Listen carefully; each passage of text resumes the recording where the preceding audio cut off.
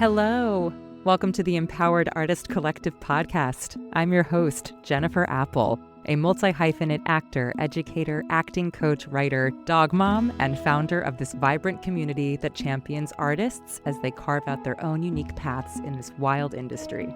Whether you're just starting out, in the thick of it, or seeking a bit of artistic fuel to expand your toolbox, you're in the right place. In this space, we'll have honest conversations, share actionable strategies, tips, and resources, and delve into the messy yet beautiful journey of living a sustainable, creative life. We unmask the reality of life as an artist, from navigating career highs and lows to nurturing your full human well-being. I chat with women and non-binary guests who share their personal stories, helpful learnings, and hearts to help you unlock your artistic potential, expand your knowledge, and show up fully and fearlessly in your artistry and daily life. Before we dive into this week's conversation, don't forget to hit that subscribe button so you never miss an episode. If today's chat resonates with you, please leave us a review. It helps us reach even more incredible artists just like you. And hey, feel free to spread the love. Share this podcast with a friend or post it on your socials, making sure to tag at Empowered Artist Collective and at @JenniferApple_ so we can chat with you there. All right, grab a cup of something cozy, settle in, and let's get to it. What does it look like to lead a major cultural institution with courage, care, and a commitment to collective transformation? In this episode of our Artistic Director miniseries, I chat with director, writer, community organizer, and artistic director of the New York Theater Workshop, Patricia McGregor, about how her full identity shapes her leadership. She shares how she curates using a funnel model rooted in collaboration and grounds her programming in rigor, risk, and relevance.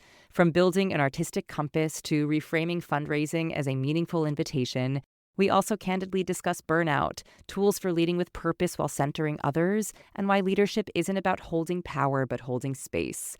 Whether you're stepping into leadership, shaping your own practice, or dreaming of systemic change, this episode offers grounded inspiration and tools for how to lead artfully and live your values out loud. Enjoy. Patricia McGregor, welcome to the space. Thank you so much for having me. For anybody who does not know you, who are you today? Today, I am the artistic director of New York Theater Workshop. I am a writer, a director, an organizer, a mother, a wife, a community builder, a holder of grief, audacious warrior towards horizons that we see through a fog, and very happy to be here with you. Ugh, I love that you just did like full encompassing professional, human, feeling, and also arguably like values statement, just like all combined into one. I'm here for it. You know, when we were deciding like with what quote unquote category we wanted to put this in, whether we wanted to have you fall under the artistic director bucket or the director bucket, and arguably we chose the artistic director bucket, I think because of the fact that you have an extensive background in so many other things, and to be able to showcase that breadth of work falling underneath this umbrella, and also being, I would imagine, part of how you do this particular title, that felt really important to be able to be like, okay, just because, again, there's this one label that does not in any way diminish these other incredible and also active labels. And arguably that is the way in which you do the thing. And so I'm curious to hear your origin story of you as an artist, I guess. I mean, like we could dial back to when you were a kid, but you know, the movement towards how you ended up as the artistic director for New York Theater Workshop, and the way in which you use these other parts of your identity, personally, interpersonally, creatively, relationally, to do this job. I'll try and snap through maybe 4 little snapshots. Great. One, which is a part of when I was a kid, because I realized more and more how important those early seeds were. So I was born in St. Croix in the U.S. Virgin Islands. My mom was an art teacher and an educator and an organizer. And so my 2 earliest memories of performance and art were a carnival where we had 3 Kings Day parade and all kinds of parades. And my sister and I danced with Caribbean Dance Company. And so performance was like out on the street. It Yeah. was vibrant. It made you feel more alive. It was participatory. There was sometimes a bleeding line between the audience and the performer. And there is something about that vibrancy and the desire for the level of access, ritual, theatricality that was embedded in it.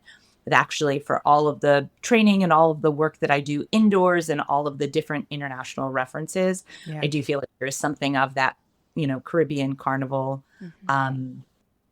experience that is part of me. Because my mom was also a teacher and union organizer, some of my first performances were also on picket lines. So when I was in kindergarten and my sister was in maybe 3rd or 4th grade, the teachers union was striking for better salaries. And so we performed on the picket line, and that was like part of the performance was that. And so I think those things are still a part of my practice. They're still a part of my way of thinking of artist resistance and participatory, vibrant theatricality and the desire to break down barriers to access. So that was early, but then I thought of myself as more of a sports person growing up until I got to Orlando, Florida. I got asthma. I couldn't compete the same way I wanted to. And luckily, there was public funding at that time for arts. And so I started to take theater classes, and I was a performer. I was in Orlando at the time when Disney and Nickelodeon allowed you to hire an agent. When I was 13, I used to host, documentaries for SeaWorld and do Disney and Nickelodeon and all those kinds of things. So it felt like being a part of the making this a career felt really possible. Wow. Early on, which I felt really lucky about. I went to SMU in Dallas as a performer, which was amazing, but also the racial tensions on the campus were pretty intense. And I read Athol Fugard's My Children, My Africa. There wasn't a role in it for me, but I thought I want to make this piece to be in conversation with what's going on in the world. So from my Caribbean roots to, my undergrad campus, it was always like, how do I use art as the way to participate in the conversation in a certain kind of way? So I directed my first show there, and it was a game changer for me. I remember the feeling of sitting in the back, watching the audience watch this event that we created, and then we had wraparound conversations about race and what South Africa has to learn from the U.S. and U.S. from South Africa and all that. And I was like, ding, ding, ding, this is the thing I'm going to love. And so directing really became my focus. And I did that for about 20 years in a variety of ways. Moved to New York, did it regionally, did some internationally, did a little bit of television and film directing. And then I always knew I loved curating other people's work as well. When I went to graduate school, I was the artistic director at the Yale Cabaret. And I loved it. And as much as I'm in a much bigger place right now, a lot of the same principles hold true.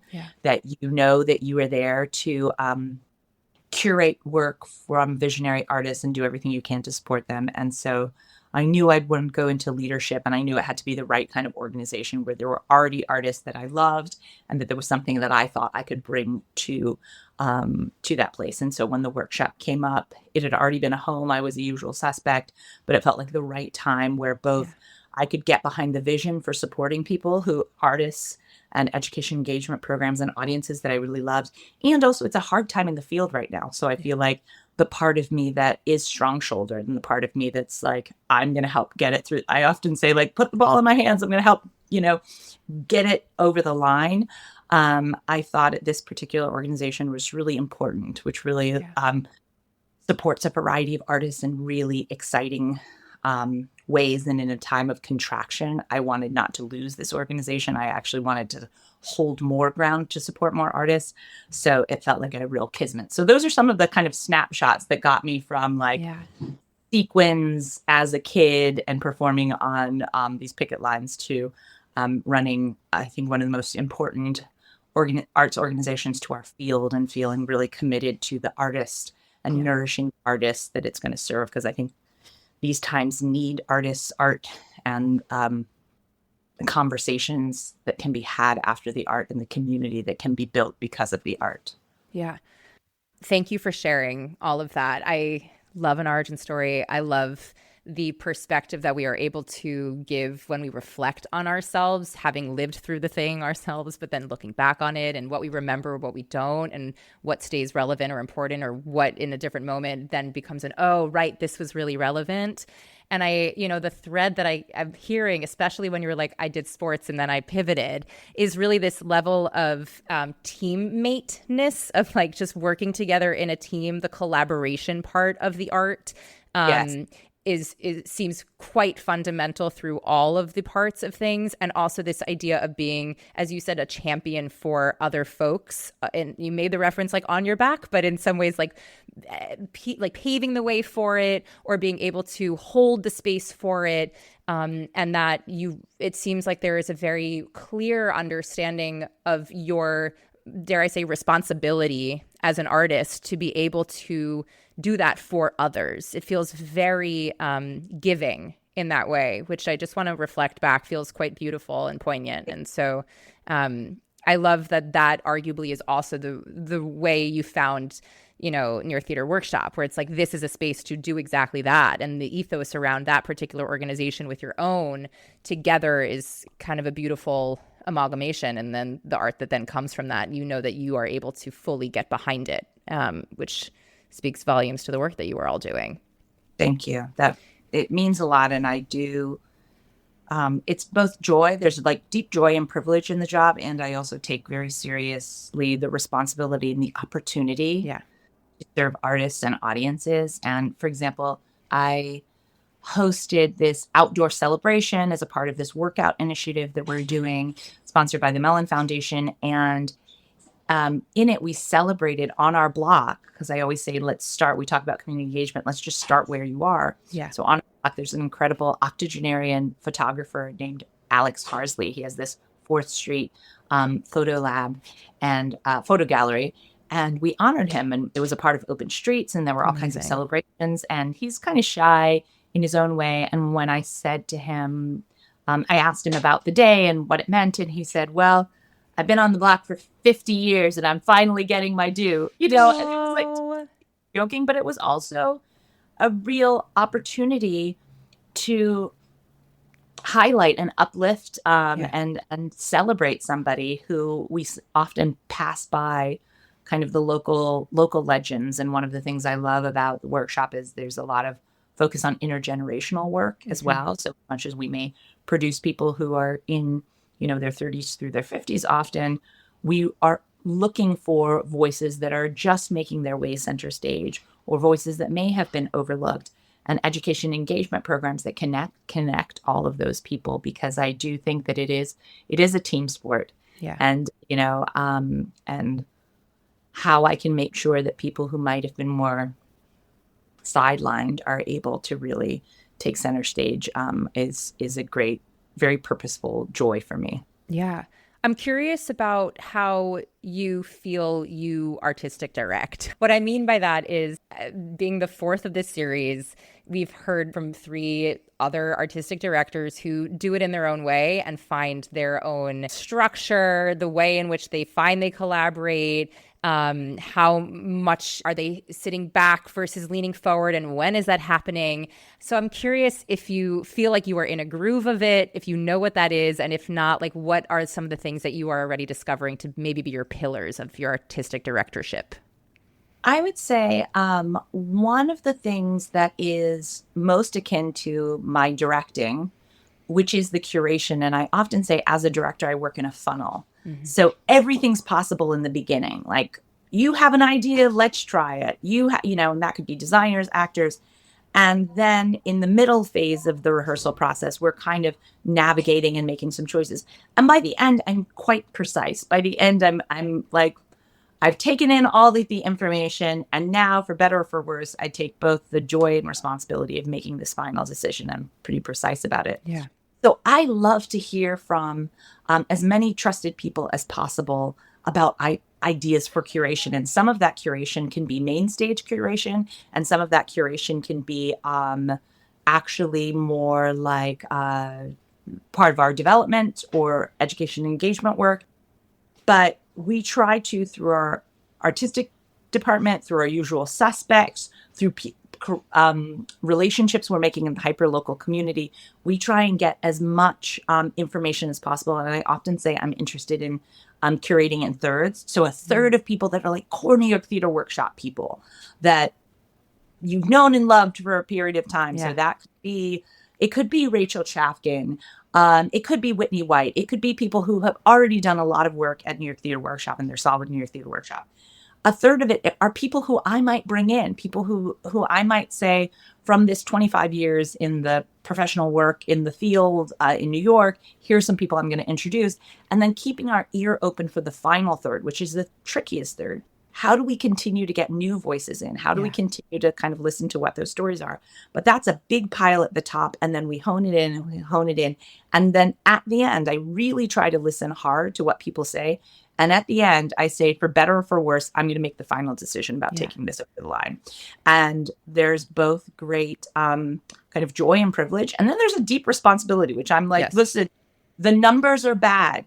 We might get 500 incredible scripts. We have people like Tony Kushner on a waiting list to kind of figure out when legitimately, like, who is a part of the core family, who we're in direct conversation with. Yeah. But it is both a joyful and heavy burden to say there are so many incredible artists that we want to say yes to. And at the end, we are going to have to make some final decisions. So I would say curatorially, I work like a director and it's like a funnel. I would say we often talk in the workshop about what's your superpower or what's the thing that you have to do if nobody else does. And so I would say 3 of my superpowers that are most important. One, which is like seeing the horizon through the storm, right? Because we're in a time where lots of storm, lots of contraction, and the instinct is to kind of retreat. Yeah. And part of what I bring is to talk about the horizon we want to get to and the why. And sometimes that can be exhausting. And sometimes I have to have patience about the strategy of when and how we row the oars. But I am not afraid of the storm. And I am determined to be clear about the horizon we're trying to get to. And so I feel like that's one of the things that's really important for me is to vision, not just trying to hold on to where we are. And not just sustainability, actually. I want to go for vitality. I want to go, I want to vision that further shore that we're going to try and get to. And then some of it is value-aligned, timely crisis management. We are talking, just to be very transparent, we're speaking right now about our protocols around ICE and what happens if there's a knock on the door and what is our advocacy and what is our clarity. And we often say, like, I want to get that call. Like, I don't care what other meeting we're in, whatever. And that's a very heightened level of crisis. But I think there's a variety of elements like that where I think part of what I can bring to the artistic directorship is not being shaken by saying, okay, there's something that we need to deal with and we're going to put everything else aside and we're going to put our feet on the ground and we're going to figure out how to move that thing forward. And then I guess maybe the last part is those 2 are kind of muscular and structural and serious in a certain kind of way. And the last thing is for me to bring a sense of like play and delight. Yeah. I often say I'm a serious clown. Like I'm a clown, but I'm actually a serious clown. Yeah. And to kind of keep curiosity is one of my favorite qualities. And so to keep curiosity, to keep play, to keep humor, to keep levity, into the conversation, to keep delight in the conversation. And so I would say curatorially, I'm like a funnel. And then maybe functionally, I function on the extremes where I try to keep the horizon and the delight and the lightness there. And then I'm also there to carry the very heavy loads. I'm also there, the things in the middle. It's not necessarily my strong suit. I'm not going to run the middle leg of the race, but I'm good for like shooting us out and figuring out the horizon and then also carrying the heavy things. All of that is so clear. And also, I appreciate you acknowledging the like strengths with the, I wouldn't call it weaknesses, the strengths with like what you know that you want to share with other folks so they can hold that differently in a way that is perhaps more sustainable. And, Yes. you know, emotionally, what I'm hearing through this too is that, you know, there is, again, like this clear, steadfast groundedness of like the knowing, inner knowing, and also like the outer knowing of like seeing a full picture and being able to like have clarity from that. That combined with like responsibility, with care of like we're holding that, and it's not a burden, it's actually the joy to hold responsibility and the positive. And then this beautiful curiosity around the collaboration with other folks who have ideas, know a lot, and you admire, and all of that being this beautiful synergy of the way in which you work. And so it's super cool for me to hear that. I admire that, as I think it's a really honorable framework, especially given the times that we're living in, to be able to know that your strength is to be that line through the difficult storm, and to be able to be like, it's okay to hold on with me. I have you, in a very real, tangible way. Hi, actor friends. Talking to you. If finding the perfect monologue has you feeling stuck, I've got just the thing. I've put together a free monologue selection toolkit just for you. It's packed with resources, free and paid options, plus tips for choosing, editing, and customizing pieces to showcase you. Head over to jenniferapple.net/freebie and stop avoiding the auditions that ask for a monologue or waiting for the perfect piece to simply fall into your lap. Dive into this free toolkit that I set up just for you that'll set you up to feel agency over your process and artistry. That's jenniferapple.net/freebie and get started on finding your next go-to monologue. I am curious how you make those decisions, those like final funnel decisions when it comes down to you. Are there certain, obviously I'd imagine there are the financial things that you have to consider in an institution. There are the optics of, we've done this in the past year, we might have to do something different or otherwise. But I'm curious if there are very specific detail markers, or it's like a gut thing, or a both. I think it's both. I would say in terms of the full productions, because we only have 4 to 5, and I'm trying to get us back to 5. But when I think of that side, I think a lot about how in production, we are thinking as much about the art audience as we are about the artists.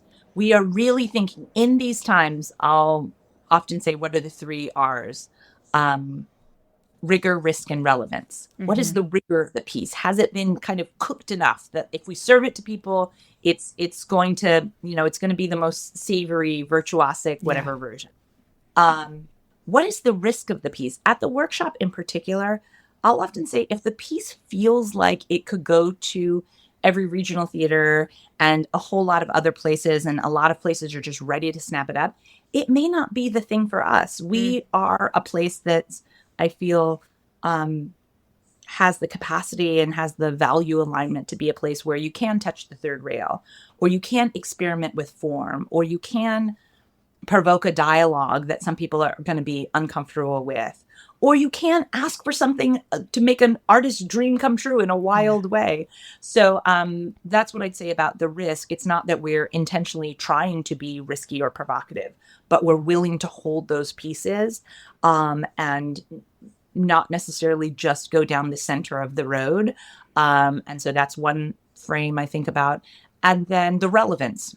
Ultimately, we are losing the ability to be in dialogue and to trust narratives and information that are being aired. The attack and gutting of journalism, the censoring of artists, the inability for people to be in conversation with each other. And so the relevance, I think, with these 4 to 5 shows we have, you don't know who's going to walk through the door. We've had both folks just on the block who are kind of trying to figure things out in their own lives or with each other. We've had people like Anna Winter or the people from the UN in our small but mighty 200-seat theater on East 4th Street. There is a transformational power of what can happen with whoever walks in the door. So my goal is to make sure that we're able to have the most nourishing and potentially transformational art on that stage. So that's on the kind of producing. That's on the what are the 5 slots that we curate. And at the end of the day, it hits my gut. Somebody's going to have a different idea. Even within our artistic team, somebody might say, I thought we should have done something else. I really try and listen to that. But at the end of the day, I'm looking at what is that matrix? What is, like when I first directed, what is that tender space between the performance and the audience, and what I feel like can happen so that there's a transformation in that space, and that transformation is trying to activate, whether it's personally or collectively, like a transformation in the world. I often say if we were living in another world, I would do Happy, Happy, Joy, Joy, the musical every day, all day. Wouldn't that be wonderful? My clown would be delighted. Yeah. But we're not living in that world yet. Yeah. So what pieces and can use art specifically, like the lane that art does, which is different than just a lecture, different than just, it's its own particular lane that really gets the hearts and minds of people in a certain kind of way. Yeah. And so how can I curate a range of theatrical work that can nourish, provoke, excite, and transform people? That is really part of what we're looking at least right now, especially in the times that we're in. So that's how I think. And then our workshop side is different, because our workshop side is really about nourishing artists and community. So there might be a piece that like feels really early on, or an artist that's never done a piece before, but and sometimes there's a bridge between the workshop side and the production side. But the goals, the kind of like final yes or no of the workshop, are very different. The workshop might be, there could be a elder playwright who just who needs to be nourished, who hasn't had a play done in 10 years. And so they need a reading, they need a workshop. There could be something that's wildly experimental, and they need to go to one of our residencies like Adelphi, because they need to be in a big space away from the city. It's really, that side is really about nurturing the artist and trying to have cohorts of artists that nurture each other. Because I think one of the really special things about our summer residencies is we're not only giving time and space and resources to individual artists or pieces, but they get to know each other, and they really leave closer with each other. And I think that can be really valuable. And again, it's still hard. We get to say a lot more yeses to the workshop side. But we still say a lot of painful no's for people who I think are extraordinary artists, but always searching for a yes. Yeah. So even if it's a no now, it's we often think like, well, can we invite them to the potluck this year? Yeah. So that we can continue to be in conversation, because what we can offer, what we hope to offer, is community. Like that's the biggest bubble. That's the most sustainable bubble, because we could even put major resources behind production, but there's over 500 usual suspects. Yeah. There's no way to even program our usual suspects a year for the next 20 years. That's not going to fill even our kind of core group. So how can we, in all the offerings, say yes to the things that on the production side really feel like they're meeting the audience and the artist in a very particular way, and then on the workshop and engagement and education engagement side, really making the net much, much wider of the community that we can hold up. Yeah. It's fascinating to hear, and I think it's helpful for folks to be reminded, and it's always helpful for myself to be reminded of, like, no matter where you're playing, there's always other people who are playing in that lane with you, as in, like, when you think about, you see like a movie with an A-list star, there were 20 other A-list stars that were also on that list. So it's like, it never gets easier in some way. Like, no matter where you are, you're just playing in a different space. Yes. Yeah. And that idea that, like, the Tony Kushners of the world are also like on said wait list. And it's like, right.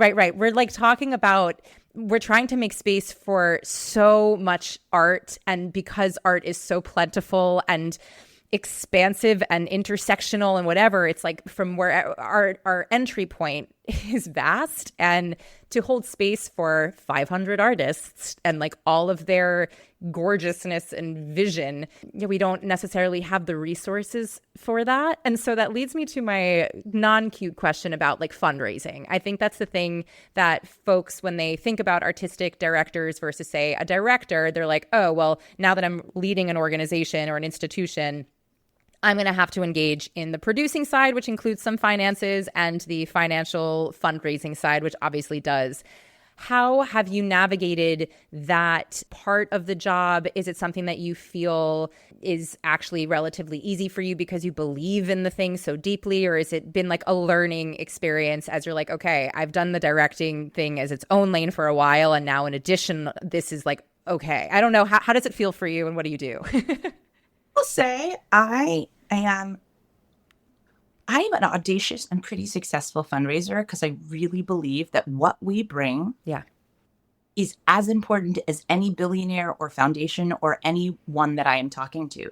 So I don't mind talking to like the restaurant on the corner that yesterday we built a partnership. And so they're going to add popcorn because they want to be a part, and we're going to come to their community meeting, or talking to like some of the biggest foundations in the world or individuals, because I really believe in the art that we're doing.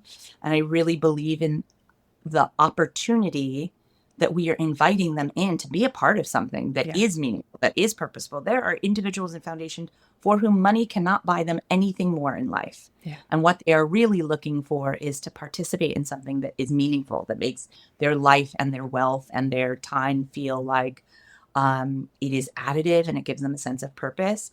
So I wish in some ways I didn't have to do as much fundraising, because then I would spend more time in like community engagement and artist care.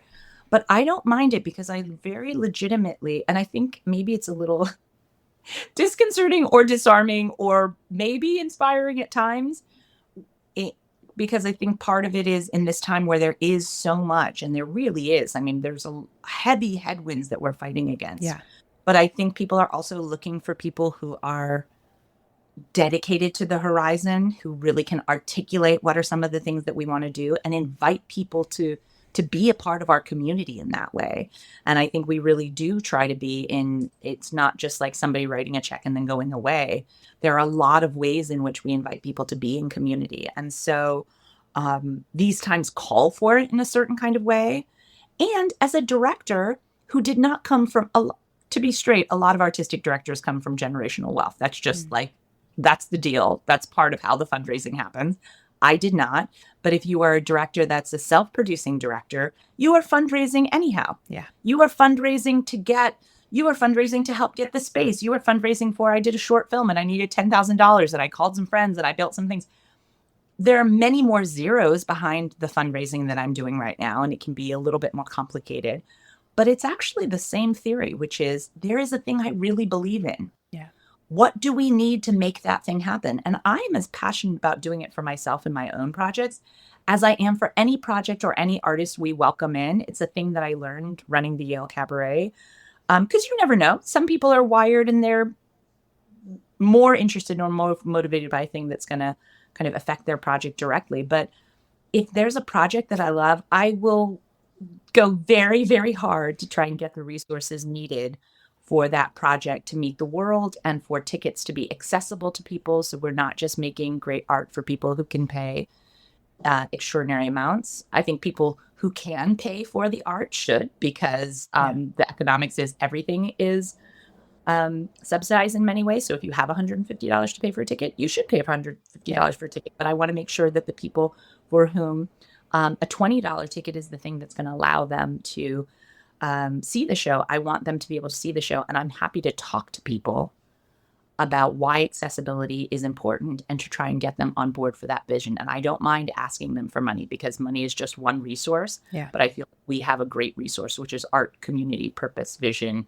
And it's a trade. I don't see it as a one-way street. I see it as a mutually beneficial trade. I love that framework, especially for folks who in their own lane are fundraising for their own projects, for the shows that they want to do, for the projects that they're working on, to think about that as the trade of it all. Because I think there is often, and I'll speak on behalf of myself, the like financial part of it, because the institutions frankly have taught us the scarcity mindset of like starving artistry. Like it's ingrained in us from the start, and that so many of us spend so much time trying to unearth and unpack and rewrite that narrative, but to recognize that, you are giving from where you are able to give. If you have a location that you are able to give that location, that is a resource. If you have food, if you have time, if you have creativity in a different 1,000%, that all of us have something to offer. And it's just a matter of reframing that as a form of currency. And recognizing that is equally as important. It's just a different way that we're acknowledging our contribution and not just putting a dollar sign in front of that. One of the first shows I inherited from the season that Jim programmed was Merrily We Roll Along. And one of the things I kind of got to love about that show is one of the lessons I took away from it is being able to recognize the interchangeable and irreplaceable people. And I feel like in a funny way, money is interchangeable. Mm-hmm. Money is like dots on a screen, and it's real, and it motivates a lot of things. But money is also impersonal. It's impersonal. $1,000 is going to have the same operating force no matter where it came from. Whereas human beings, artists, a piece of art, that to me is irreplaceable. And you need the money to make the art. Yeah. But especially for those who have the resources to be able to make the case that they get to engage with this irreplaceable thing that is so unique, that is not what they bring to the table in particular. Yeah. I thought it might exhaust me more than it does, but I am not exhausted by it. And even I know some people at some foundations who are dear friends, and they'll say to me like, okay, we can't do this. And I'll say, great, you could say no. I understand it. I understand the dynamic. And just like with programming, I have to say no. You have to say no. Yeah. Sometimes I'm still going to ask for the biggest things. I'm going to ask for the biggest things and everything. And I'm going to tell you the why. And if it's not a yes from you, can you give me the number of somebody who might be interested in going down this road? Yeah. And the answer to that could still be no, but I don't mind. I don't find it, even though I didn't come from a lot of financial means, I really feel like what I have to offer is amazing. And it's not me personally. It's like the artists, the community engagement, all of those kinds of things that we get to support. And I really say we get to. And so I will fundraise without even realizing it. I will be somewhere down and I'll say, oh, well, if you're interested in Band-Aids, you might be interested in helping mutual aid, because I'm also very aware, as much as I'm very optimistic and very kind of driven to the horizon, there are people who have food insecurity. There are people who have physical safety insecurity. Like we are at a time where people's safety and ability to feel not only that they can create art, but they can just be okay is real. And so some of the fundraising I'm doing is not just for productions, but in my dream world, I would help with housing, with insurance, with food stability, with some of those things that are like baseline needs in order to be able to create the work. So, I don't mind that. Have you been using the same monologue for years? Are you gearing up to apply for BA, BFA, or MFA programs and need pieces for that process? Or maybe you just have no idea where to even start with monologue hunting? I get it. And that's why I offer monologue sourcing. This is a unique process where I find monologues chosen specifically for you. So many artists pick pieces based on external labels like type or for roles rather than finding material that represents who they truly are. So here's how it works. We'll meet virtually and you'll share all about who you are, your passions, values, beliefs, and everything in between. Don't worry, I will help guide you through this process. Then I'll get to work finding monologues that fit you like a glove. With years of experience sourcing pieces for hundreds of artists, I've seen the difference it makes to have a monologue that genuinely feels like you. So, if you want to feel empowered about the monologues you bring into rooms and use for auditions, I would love to help you find them. And because you're a listener of the Empowered Artist Collective podcast, I'm offering an exclusive rate. Head to empoweredartistcollective.com/podcast promo to register and claim the special offer. That's empoweredartistcollective.com/podcast promo. I cannot wait to help you find monologues you absolutely adore. I am curious then how you are balancing this artistic directorship as well as your own creative directing projects, because it hasn't stopped you. You are continuing. You are doing all in the above and all of it. So I'm curious about your balance, how you have been able to thus far hopefully continue to thwart a form of burnout or exhaustion, and how and what you give your energy and space to when it comes to continuing on your own creative projects. How do you decide that balance and those pieces and the way you can float both of them simultaneously? I would say in terms of the simultaneity of both, I used to, when I was just freelancing, I would be in process between 4 and 8 projects a year, usually. And now it's more like 1 to 3 projects a year. And that's okay with me. That's actually like, it's a pulling way back in the freelance work, but it feels appropriate in order to be able to support all of the other work that I need to do. And luckily, because I feel passionate, I am passionate about making sure that Saturday Church or A Knock on the Roof or whatever range of shows that we're doing, so it is like they become my 4 to 8 projects, because they are. And some of them I just happen to be directing. In terms of how do we do it without burnout, there are times where I'm exhausted. Like sometimes I come home and I'm just have to be very quiet because I've spent myself in a certain kind of way. I also think I'm built in a certain way. Like I'm built to, maybe if I get exhausted by the end of the day, I can find a way to recharge for the next day. I always say, like, we're only just trying to make it to the end of the day and then we could recharge. And I also think I don't have to do this forever.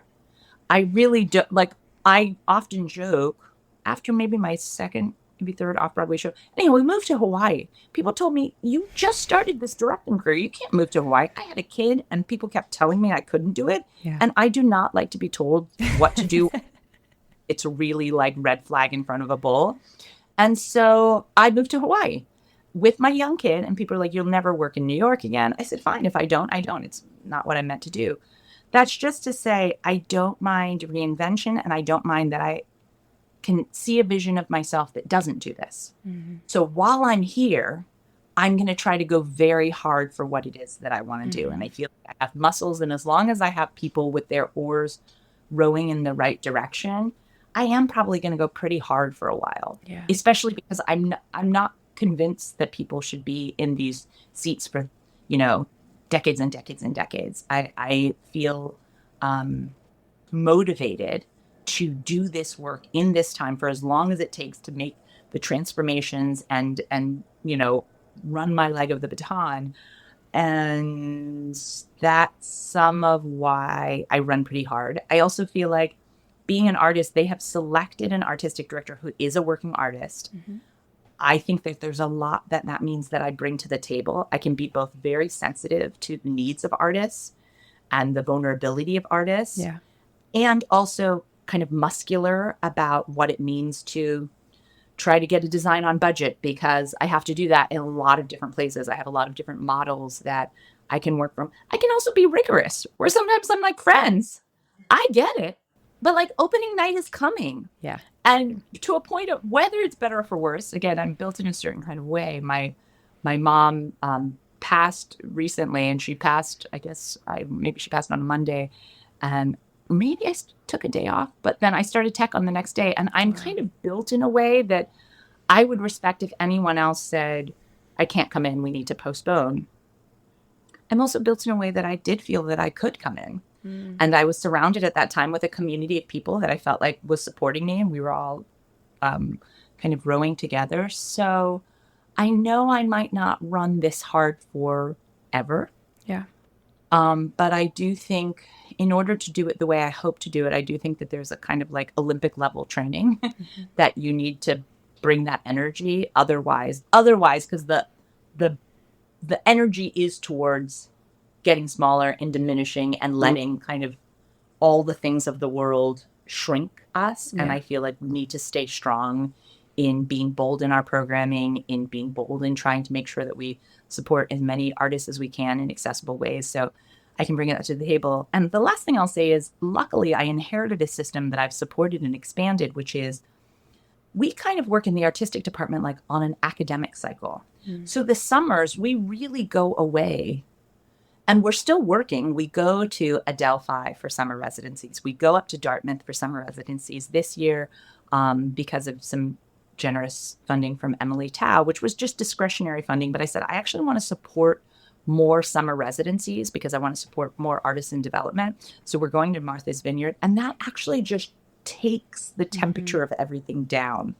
So the whole artistic department gets to settle down. And then we decided after our last show ended to close the entire office for a week and say, and we're looking for places where we can close the entire office, even if it's a day here, a day there.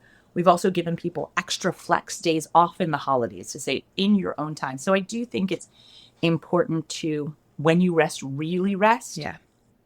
You know, I'm not great at it. But I know, for example, towards the end of August, we're going to Hawaii. And I'm a person, it's symbolic. I work very well on islands where I'm forced to slow way down. And then I work very well in cities where I have the muscles to go very fast. Yeah. And so I'm kind of like, I have to intentionally get myself physically out of the city. Because I think most of the time when I'm in the city, I'm going to run kind of fast and hard. Yeah, there's the adaptability to like your environment. Yeah. Yeah. Yes. I'm loving that you're naming. You didn't say it explicitly, but this idea of like the seasons of your life, that this current season of your life, you know your capability and your bandwidth to be able to go as hard as you are, knowing that you said like end of day as your benchmark. And, you know, I think there's often a real fear around, for many artists, around putting a little bit of like a bookmark for a hot second and being like, I actually need a break, or actually this season feels like it's kind of winding down in this kind of way. And the fear around our identities being so linked to what we do or how we do it. And then the pivot to something new or a shift to something, recognize you can always come back to it. I think there's something around naming that right now in this season of your life, you're able to do it really hard and as the way that you want to. And then perhaps in however time that is, whenever that is, you recognize that the pivot can come and maybe you go back to Hawaii. Like, you know, it's like recognizing that. My agent knows it is not a joke. Yeah. That like the backup plan is becoming a florist in Hawaii. Yeah. I've moved there before. I feel not attached to that there's not a version of my life that I can't see, that I already have friends I would enjoy. Yeah. It's probably fueled by the fact that we moved a lot growing up. I went to 12 schools growing up. I feel I have the capacity. I think it's part of what builds a muscle not to be afraid of the unknown, because I was constantly having to reinvent into the unknown. So I can get very grounded in walking into a new environment and saying, we're going to figure it out. Yeah. And it's not that it's going to be easy, but I'm willing to figure it out. And I think that helps me say, okay, this is where we are now. We're going to do this. And I often do think about big things in decades. Like there was a thing that I wanted to do in my 20s, which was like be New York and be artsy and do this in my 20s. Yeah. And then start to bridge to like late 20s, early 30s. I want to go to grad school and kind of do my freelance work and be in Beijing and be on the Lower East Side, you know, do that. I'm just going to be a freelance artist. And then towards the end of that, I want to have a family and like actually put some of what I've learned in the last 20 years towards helping nurture other artists and still do my work. And I feel like that's where I am. You know, I'm in that stretch of the 40s. I'm really in that stretch of a decade. And what does that mean for institutional leadership? And we'll see what it means. Yeah. And I also am not afraid that if we need to pivot, I think so many people are afraid of the unknown. Yeah. And because I have a family, because I have other people, I have to be thoughtful and not just nimble, right? But I'm also not afraid of the unknown. And I think that frees me in many ways because I'm not looking at an interminable future in a certain kind of way. Yeah. I think of it like the Olympics or something like that, where you know, okay, they need to go hard for a while. Yeah. Or even, you know, I played sports a lot. So I think about folks who are trying, you know, basketball folks trying to get to the finals. And you're like, I'm going to play hard. And hopefully you're going to be like LeBron or someone who's like going to play a lot of seasons, but you're going to take the summers off. Yeah. And then you know that you're not all going to be in the NBA forever. You're right. So while you're there, you're going to try and, you know, serve your purpose. Yeah. And then know there's other realities. I think it's important, or it's at least nothing is important for everyone. It's important for me to know that I have an identity outside of this. Yes. Even though it has been a part of my life for a long time. I can see visions of myself outside of it. And I think that can just be expansive. Yeah. Yeah. For anybody who is like, okay, I'm thinking of potentially being an artistic director, what would be your like little starter kit for for people to start doing for themselves in their own little spheres of influence that they currently have as they are putting their little foundation building blocks towards this as a potential quote unquote goal? What would be that for you? I would say be really clear about what I call your compass and the way in which your compass relates to your Rolodex. So your compass, I would say your relational compass is, who are the people I can learn from? Who are the North Stars, the people who inspire me, the people I can call for advice, the people who I can say, whoever it is for you, I'm stepping into this new territory. I can trust you to talk about what that is. So how can you have your North Stars in line? And I think the bulk of our work is what I call the East and West. Like, who are your peers? Who are right now? It's really exciting, and it's taken a long time of development. But like right now, we have Maria Goyanes or Lear or like all these people who I've come up with for 25 years.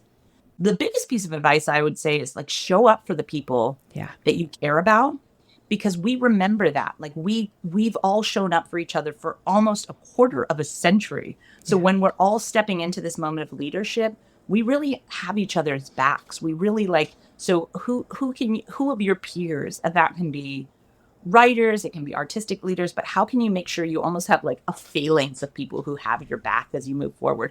Jonathan and Sade at National Black Theater, there's all these people who it doesn't feel like you're moving on your own, because that can be really isolating, that you're moving in a phalanx of peers who you can have each other's back. And then the South is how can you make sure that you're always being the North for someone else, giving back? And you can do that. And this compass, you can do at any pay scale. You can do it when all you have is the ability to do this in parks. And you see like, who's that group who already does in the park? They're going to be my North Star. How can I let people know that we're going to get the permits and our peer group is going to do these things? And who doesn't even know how to do a permit? That kind of thing. Yeah. I would say always build your compass and then figure out how your compass can become your Rolodex. Because while I don't have a lot of, I didn't come from a lot of generational wealth myself, but I've realized after this 25 years, the Rolodex of resources I have, some of that is artists that I have relationships with. Some of that is people who are funders, whatever it is. I'm very clear on what my Rolodex is. And that Rolodex can very effectively help you animate and solve challenges you might have as an artistic leader. So right now, part of the Rolodex is there are people who we needed some help in human resources, or we needed some help in amplification. And so there are people who we've hired onto our board but they were from that Rolodex of that 25 years of relationships. So it's really, I would say more than anything else, it's about building relationships. And then the last thing is being really clear about what your vision is. And if your vision is worth keeping you up at 3 a.m, if your vision feels like it's a balance of something that can bring you joy, but also feels really purposeful in the service that you have, and whatever that is for you, create the vision boards, bring people together to help clarify what that vision is, and then have a real honest conversation with yourself about, do you feel like you have something to bring to the table? Because it's both exciting, but it is also a service job. Yeah. It is also, you are there to help support a whole lot of other people. And if the why of that support can animate a vision that you feel really clear about and is really unique to you, then I think that's what gets you through the more challenging times. I love that so much. You are such an articulate human, and the way that you synthesize ideas and thought and also just process is like very clear and digestible. So thank you for that. I am so grateful that you were in this space and got to share the way you work and the way you operate and your philosophy and values and all of that. It's really, really, again, like another little pillar in this series to just showcase the breadth of work that's being done in this industry and the leaders and visionaries who are helming a lot of that. And I'm just so grateful that you are doing so. And I feel very privileged that I get to be in a city that I get to show up for said work. So for anybody who wants to reach out, see, the work that you're doing or get in touch, what within your boundaries is the best way for people to do so? I mean, I would say in some ways, because email is hellscape. Let's just be honest. Like, I was hostile. I was on with a foundation. They were like, well, our hostile email boxes. So I wouldn't actually say email just because the volume of email is so. But I would say whether it's, I'm on social media platforms, and I feel like that can be a way because it's usually like there's some kind of content to be in conversation about. That's one way. Second, we're really working on at the workshop more of these like workout or show up programs, because I think ultimately being in person with each other is the most valuable thing. That's where we have this energy. And we have a lot of wraparound programming that we would love for people to be in person for, but some of it is live streamed, or some of it, if you're not in the same geographic area, actually finding some of those ways to show up. To me, that's my dream, is actually finding more places. And to the extent, what is the widest canvas that we can show up with each other? So is there a once a year time where we all go to Central Park? And that is just a big open kind of potluck invitation where come as you are. We're going to spend 5 hours in Central Park. So look for those places of the show ups, because I think showing up in person, and it doesn't even have to do with buying a ticket. Yes, of course, I want everyone to come to Oliver. They're my babies. I want to be a part. But there's also things attached to our shows that you don't necessarily have to have a ticket to show up for. You can be there for a conversation. You can be there for a drag brunch. You can be there for something else. Because my deepest hope is we are an in-person art form for a reason. And in this time where we are being kind of AI and the digitalization of our human experience is just a huge part of the reality. I'm just trying to find ways to be embodied in-person experiences with people as often as possible. And there is a capacity of days, and there's capacity for all of those things. So I don't want to pretend that like we can easily have coffee all the time, because there's so many of those that I can hold. But we are trying to formalize places, potlucks, hikes, conversations where we can be in person. And so we can see each other on our digital, social media platforms. But my real hope is that we can find ways to be in person together, to show up with and for each other. Amazing. Thank you so much for being in this space.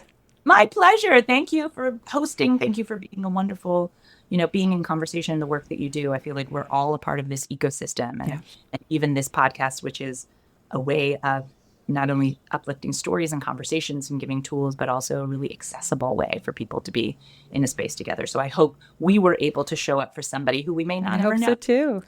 By the programming that you're doing. So thank you for your work. Thank you. That's it for today's episode.